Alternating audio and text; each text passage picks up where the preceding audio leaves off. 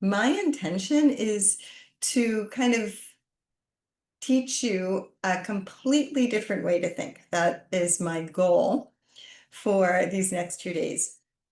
And in doing that, allow you to soften this concept, this belief system of fear and worry. So fear and worry are symptoms of a way that we're thinking. And so we're going to kind of look at the root and watch fear and worry begin to dissolve. So I am very excited to be here. I hope that you are too. I would love to just start if you could put in to the chat. We're going to use the chat. It's also a small group, so you're welcome to speak, but can you put in one intention that you have for tonight, just so I can see what page everyone is on? It's also really nice if you can be on screen. Some of you may be in your pajamas, and that's okay too. But it's nice to be able to see your faces. So if you're willing, being on screen is better for me because I can see who I'm dealing with. Okay, and while you're putting in your intentions into the chat, I want to talk a little bit about belief and faith. One of the ways that we know that scientifically, that we know that change can actually happen is that you first believe it's possible. That you believe in yourself, you believe in the ability of what you're about to experience, that it can actually shift the way that you are doing something, anything at all. Like if you were going to decide to run a marathon, if you didn't believe you could do it, you probably would not.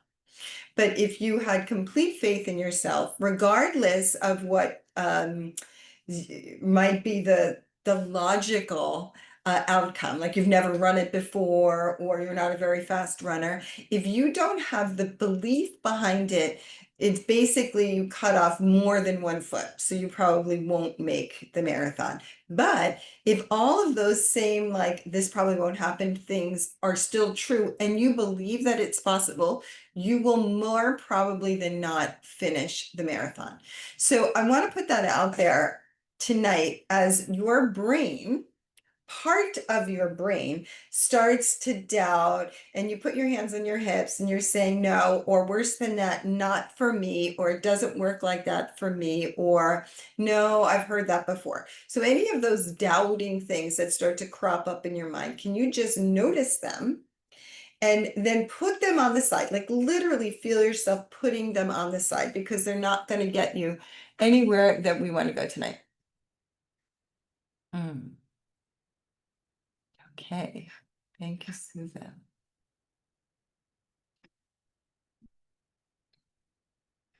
Great. Peace, fear of the unknown, fear of being alone. Yeah, great. Thank you. Wonderful. I love all of these things. Can you just tell me, iPhone, can you just chat what your name is, just so at least I have your name? Okay, it could be a fake name, but I want to be able to call you something. Okay. All right, awesome. So fear comes in so many shapes and sizes, right? It could be fear about something very logical, like I'm afraid to touch fire because I'm going to get burned, right? It could be a fear of heights. It could be an internal fear, some emotion that comes up in me. It could be a fear of someone. It could be a fear of yourself. So many shapes and sizes. So we're going to do a one size fits all. We're going to say that there's a certain pocket of fear that has some truth to it, right? Fear of an actual imminent danger, like stepping in front of a car, you should be afraid of. Putting your hand in fire, you should be afraid of. So we're just going to put all those, like, yeah, of course you're afraid of that, onto the side. And I will tell you that even those may be dispelled in what we're talking about tonight. But I still don't want you to put your hand in fire or step in front of a car, because those are not good ideas. So we're going to talk about more belief systems around fear. And so there is a way that we function in the world that is directly related to our thinking mind. In our work in life design, we tend to call these the narrator or the parts, and these are conditioned ways that we have been brought up in the world. And our conditioning starts from our home. So we're brought up in a container, our house. Let's think about our house. It's a container, and we're little, right? We don't know that anyone lives any differently in their container. In my home, mom does this, dad does this, my sister or brother do that, I have a dog, I have a cat, all of the things that exist within your container start to feed you from the moment you're born. I will even say before you were born, you are already starting to create responses in your body based on your mom and how she's feeling. But we'll even put that aside for now. Certainly the moment you pop out, right? Is your mother comfortable with you? What's the environment like? Are you the first baby or the third baby? All of these things matter. What is the temperament of your father? What is the temperament of your mother? How does your mother hold a fork? What time is dinner? Do you brush your teeth before bed? Like, all of these things are particular to your container, but you think everyone does it this way. Because how do you know any different? You're not in anyone else's container. So in this very malleable, vulnerable state of childhood, right, of growing, you're completely pure, aside from anything that might have happened, in your birth or in your mom's womb. You're completely pure, right? You're a kind of an unobstructed nervous system. Think about it that way. You're an unobstructed nervous system. You come out, your first trauma happens, right? Whoa, this is crazy. And then the beat goes on, right? Did your mother breastfeed? I'm not judging any of these things because I don't work in judgment, but these are definitely things that will affect or color our world. That takes us from this blank, empty space, which we can call God, space, source, harmony, nature, to the thinking, reactive mind. It starts to have all kinds of colors, and they're all decided by your environment. Fear-based ideas start to happen there, right? As you get older, right? The way that your mother sees the world, the way that your father sees the world, the way that their mother and father see the world start to trickle down into you. And again, because you don't know any different, you believe these to be truth. If you pick yourself up and go into someone else's container, there will be a different set of beliefs.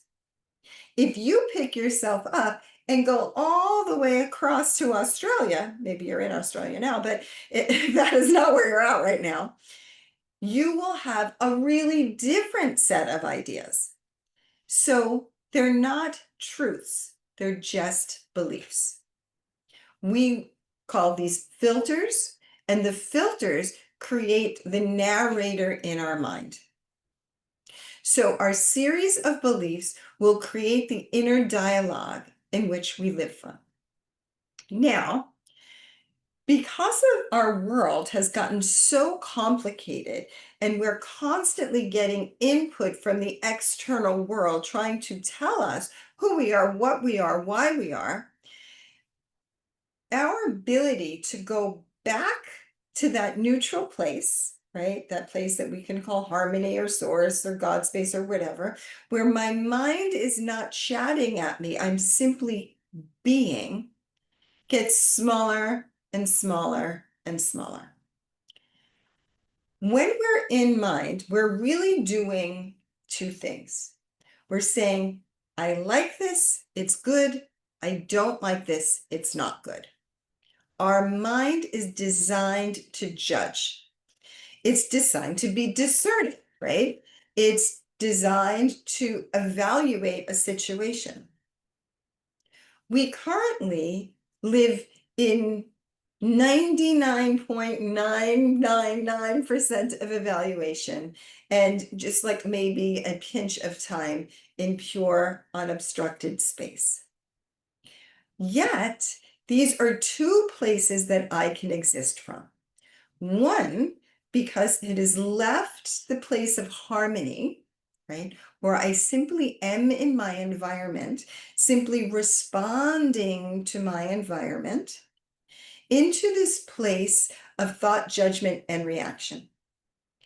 Contraction, contraction, contraction, contraction, pulling me away from the world as it is naturally. And now I have all these belief systems about the world and about myself. And typically, we're not going, you're amazing. This is great. So happy to be here, right? Or you wouldn't be here right now. Instead, we're deciding that the situation that we're in, this current moment, is not okay.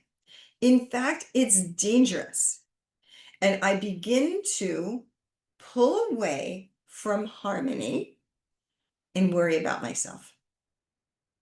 I come out of separation with this idea of oneness, the same thing that runs through our system and makes our heart beat every day, makes our eyes blink, makes the sun rise, makes the moon rise, always doing what it needs to do without our worry.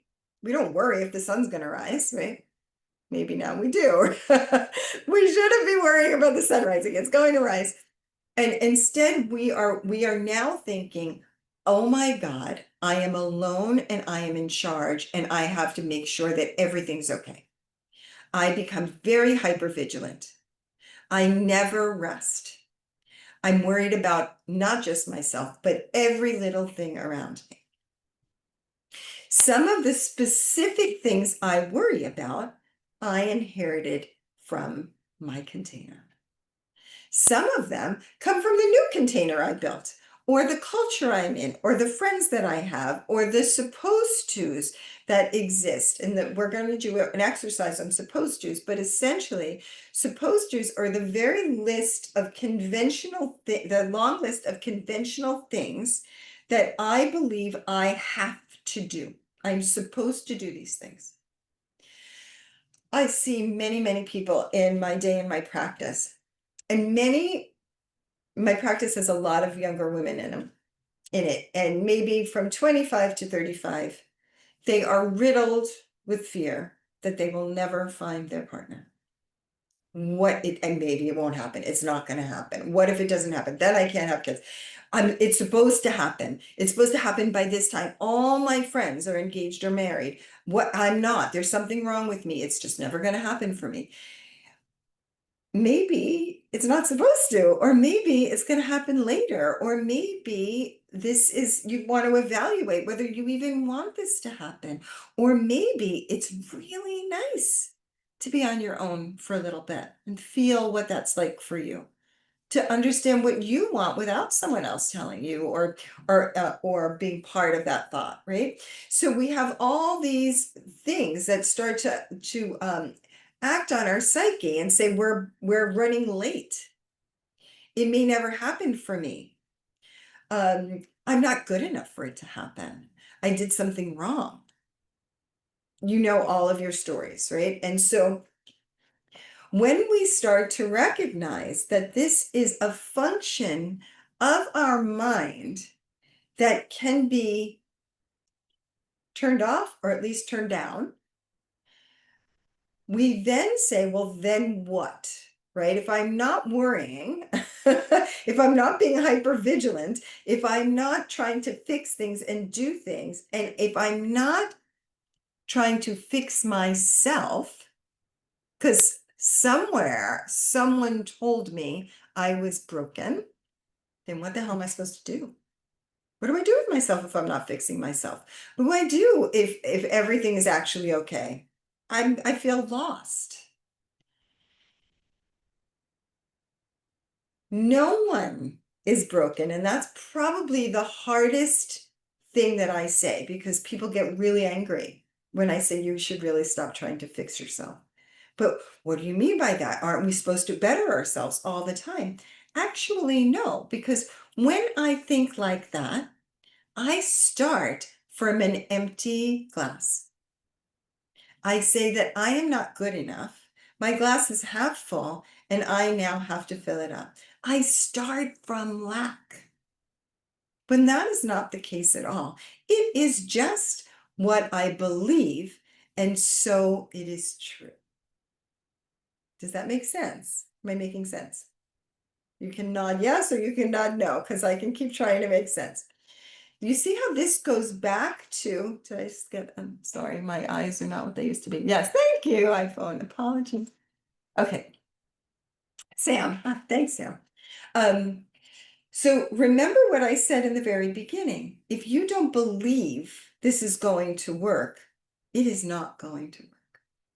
If you believe you are broken and you must fix yourself and you are worried about that and that's creating your fear wheel, that is the truth. We create our own truth from belief systems. What we were told, what we chose, what our environment feeds back to us. We can literally look at our social right now and see every fear we have. It feeds it back to you. Whatever you decided to search because you felt inadequate, it's going to come back and go, you're absolutely right. And you should buy this product, or you should do this thing, or you should do this, or you should do that. And then it's going to be better. And then you buy it and it's not. And so you feel worse. And now you're more afraid. Or the environment is falling apart, or our political system is going to kill us all. Or it's just, it is literally a source of cortisol in our system. So when I am living with that daily and I allow that in as part of my life experience, I get more of that. Not just by way of my thoughts, but by way of my hormonal system. I start to produce the fear hormone, which is cortisol, one of them, and I just keep producing it. My adrenals get tired and I get tired, and then I get more worried, and then I get more sick because I'm running on empty. Yeah, because that way of thinking, that hormonal input, that way my adrenals are functioning, only put me in a place of fighting more and cutting literally off my blood system to my body, literally. So not only is this a matter of thoughts, it's a matter of chemistry, and I'm feeding it. It is a vicious, vicious cycle. The more the hormones react that way, the more I think that way. The more I think that way, the more I deplete my hormone system, and back and forth and back and forth and back and forth. So what do I do? What in the world can I do? So many things that don't get talked about very often, because most of us don't even believe, have never even heard that we don't have to think, and certainly have to think like this. There is a whole other section of us, a way that we use our consciousness that we can function from. And it is the beginning of total and complete joy. When I start to turn down the volume on my thoughts, the volume on my doubts, the volume on my fears, the volume on my worries, my system begins to change. And I might have to boost it. We're going to talk about how we boost it so that we can start to tip the balance of things. But it is a practice.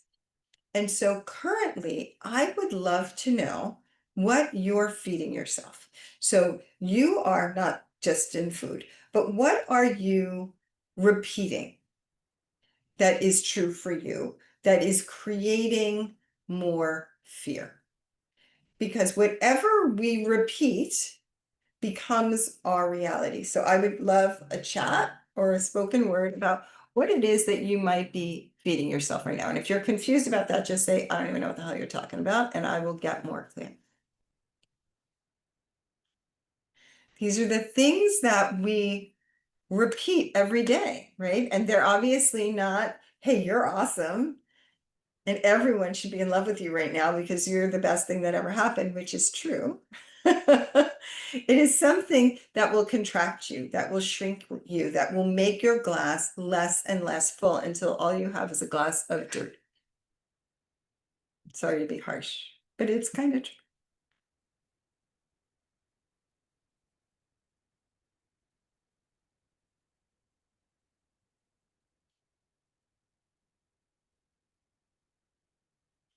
Okay, anything coming up?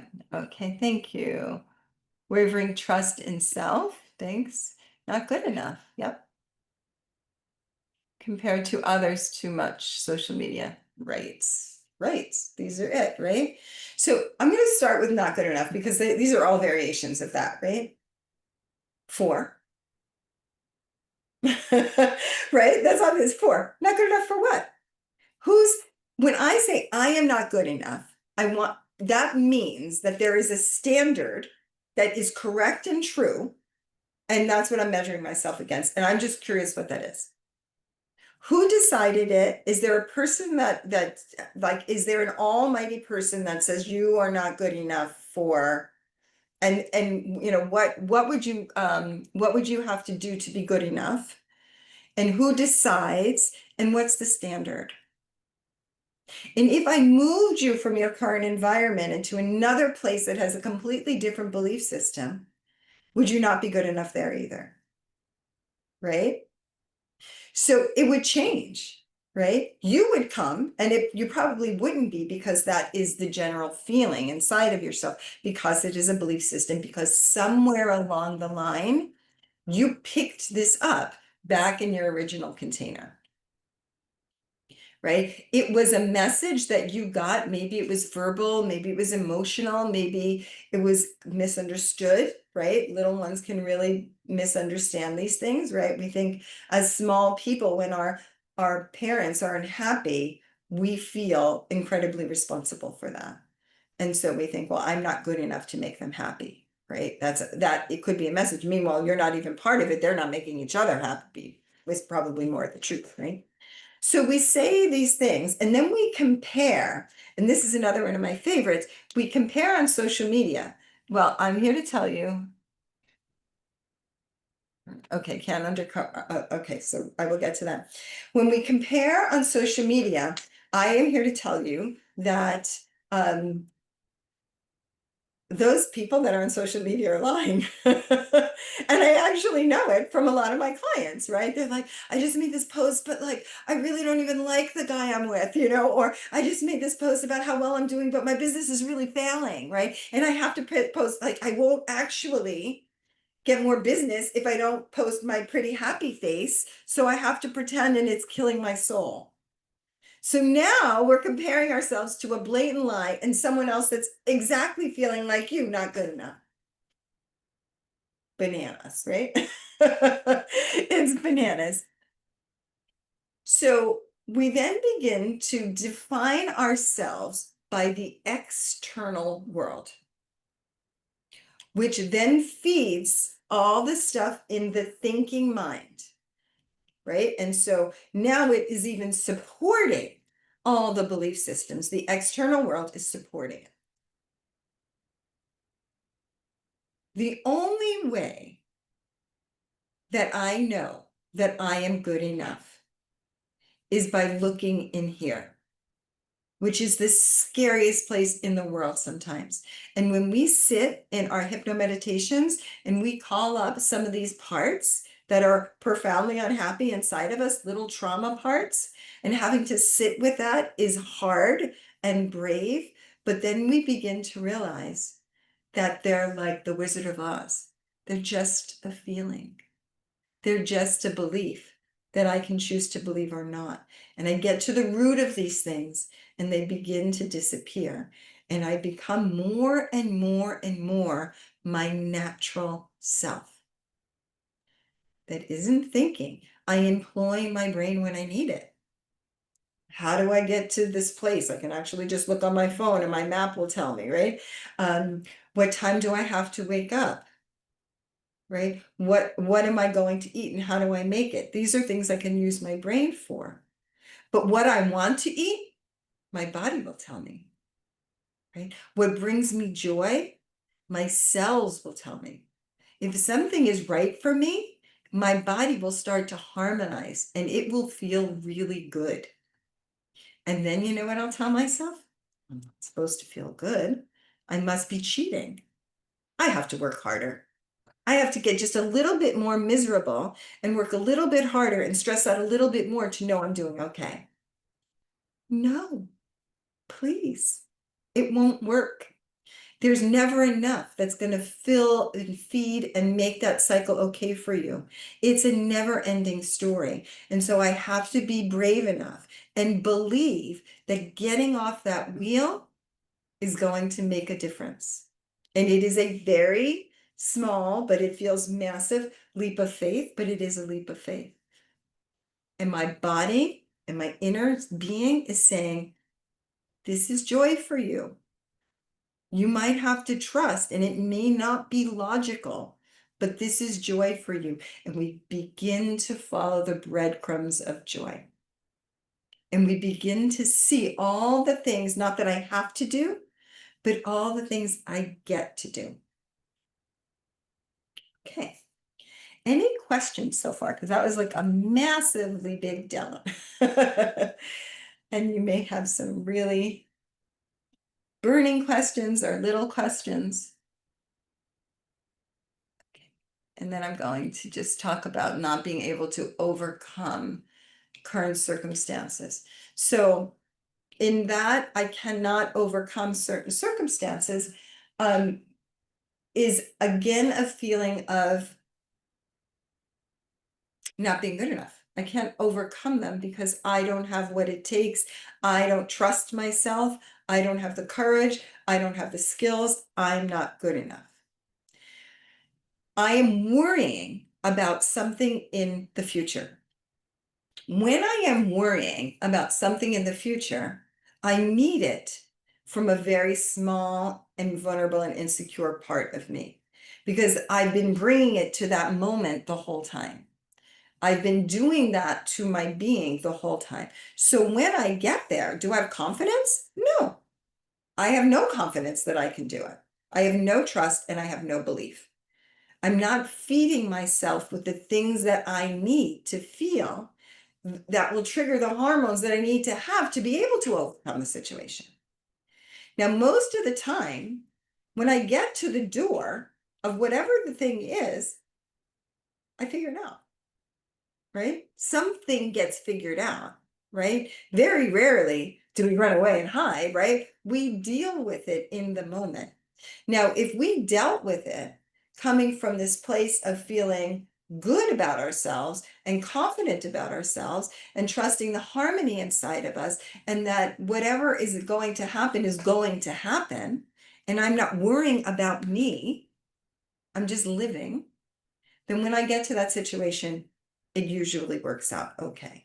Now, I don't know what the situation is. It could have all kinds of intricacies, but I would still say the same thing. When you get there, something will be figured out, and I will trust. If I am feeling stuck in something, you know, like that Groundhog Day, right?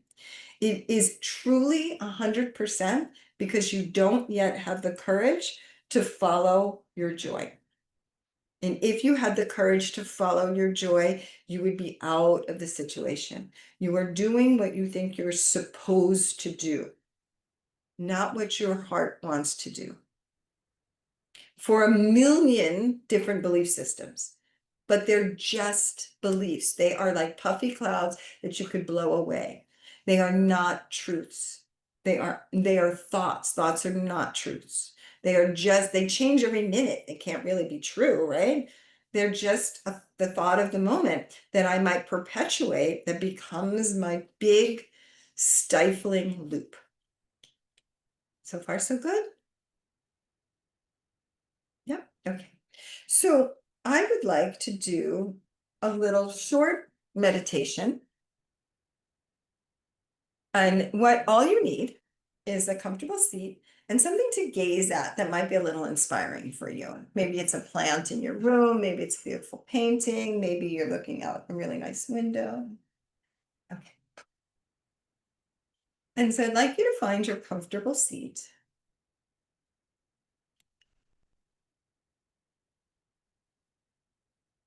Begin to notice your breath. You're going to breathe in through your nose. You're going to breathe out through your lips.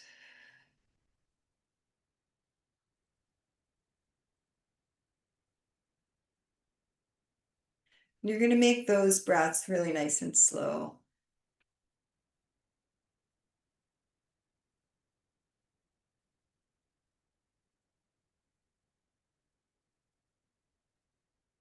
And as you're breathing and you're gazing at this gazing point, I'd like you to feel the weight of your body.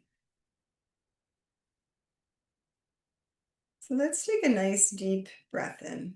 And this time, as we exhale, we're going to let that body get even heavier.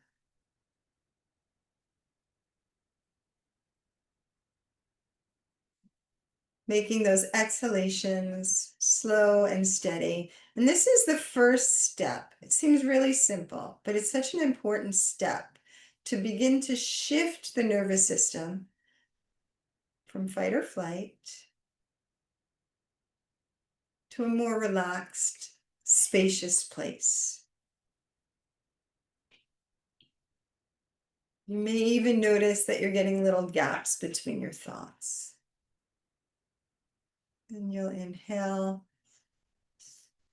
And then as you exhale, I'd like you to feel the container of the space that you're in. Notice the seat you're on, the wall on your left, the wall on your right. Even if it's far away, it's still holding a space for you.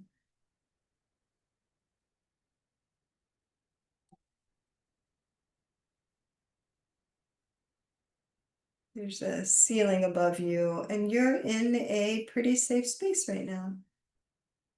So let your body feel that.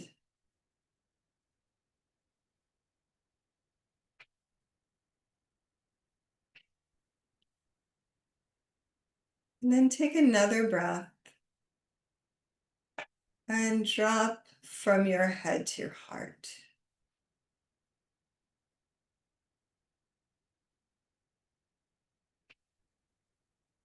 And now, as you gaze at your gazing point,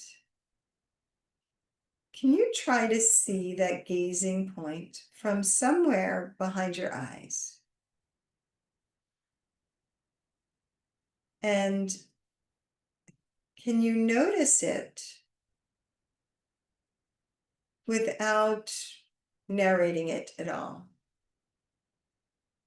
Like it, I don't like it, I can see it, or this is interesting, oh, I'm really bored. Any of that, right? Just from behind your eyes, just see this point.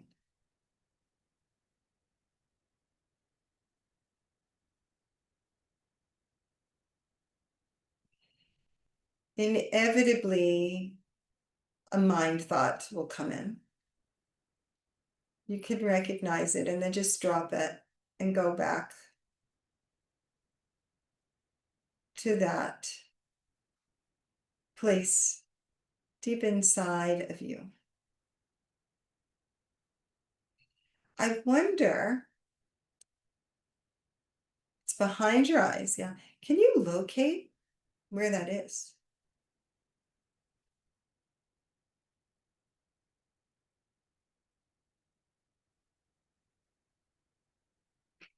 It's not your eyes. It's deeper. It's bigger.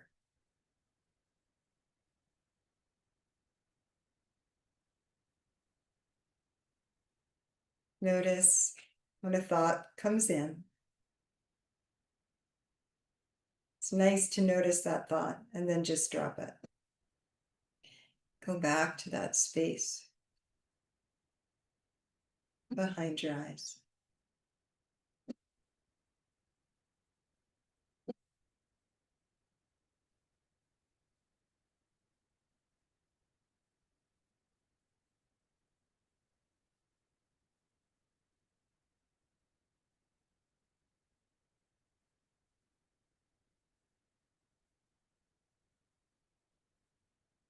And then come on back.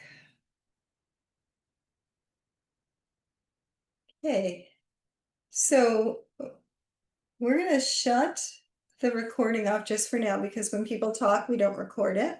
And I'd love to hear your experience of this. Hang on, I am the one shutting that recording off, aren't I?